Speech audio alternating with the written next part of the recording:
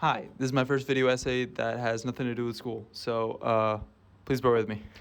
Nope is a masterpiece. And I've seen it in theaters 3 times, so obviously my opinion is correct. There's many things I could talk about with this movie. Peele's awesome direction, Palmer and Kaluuya's excellent sibling chemistry, Hoyt van Hoytema's superb cinematography, the plot, the alien,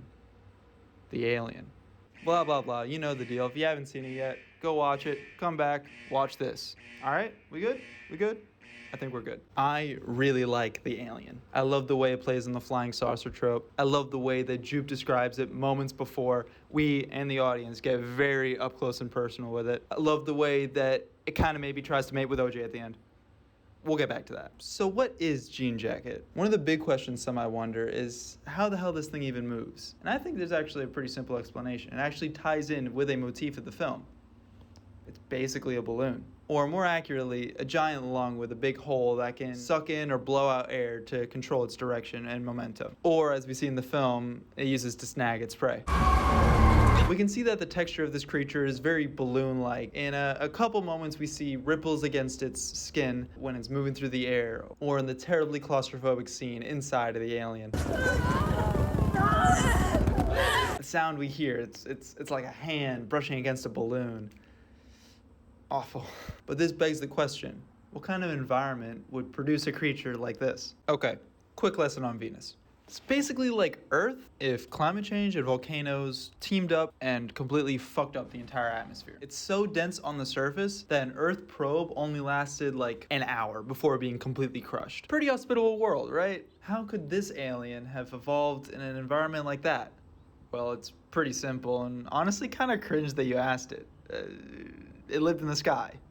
Clearly. On Venus, about 30 to 40 miles above the surface, there is actually Earth-like conditions in the atmosphere. I theorize that in this universe, alien life evolved either in this portion of the atmosphere or evolved on the surface before climate change occurred and migrated to that portion of the atmosphere. Either way, life evolved on Venus. So how did it get here? While Jean Jacket clearly displays the ability of powered flight, what about long distance? This species likely used its kite form to cruise along the wind currents of Venus, and that's exactly how it came to Earth. Picture this. Life is good for Jean Jacket, sailing across the Venusian skies, until suddenly it encounters a nasty storm. It tries to maintain course, pushing against the storm, but it's no use. It gets knocked around so badly that it completely leaves Venus entirely, headed straight for Earth. Its open body catches solar winds, aiding its journey towards the blue marble. The idea that it could use this kite form to sail across the Venusian skies makes sense. It seems probable. But the idea that it could catch solar winds is a bit more far-fetched.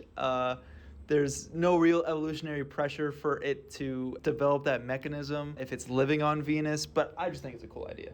Anyway, back to it. Jean Jacket is a predator. No shit, right? It's been abducting people and horses seemingly the entire time it's been in town. It makes sense that its sucking ability would be useful against creatures that could easily fit within its mouth hole. Okay, so that's how it consumes smaller prey. What about larger prey? Well, seemingly, like a snake, it can dislocate its jaw, or I guess its whole body, to consume larger prey. We see this when it tries to eat the Jupe balloon. It expands its body, pounces, and contracts back into its normal form in order to consume the prey. Obviously, that didn't work because it's a balloon, and what happens when you pop another balloon inside another balloon?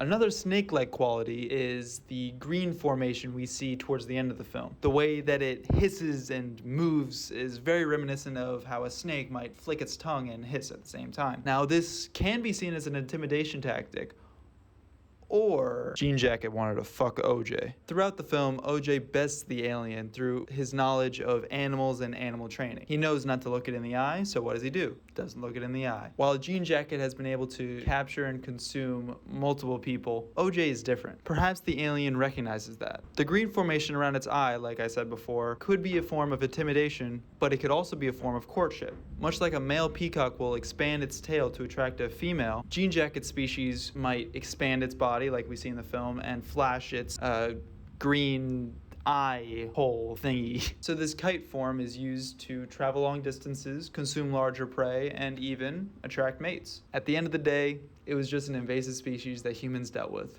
Nothing new. Alright, so here's some random tidbits.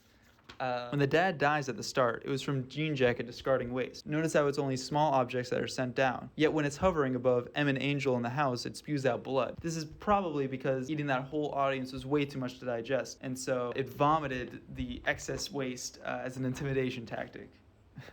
I'd say it was pretty effective.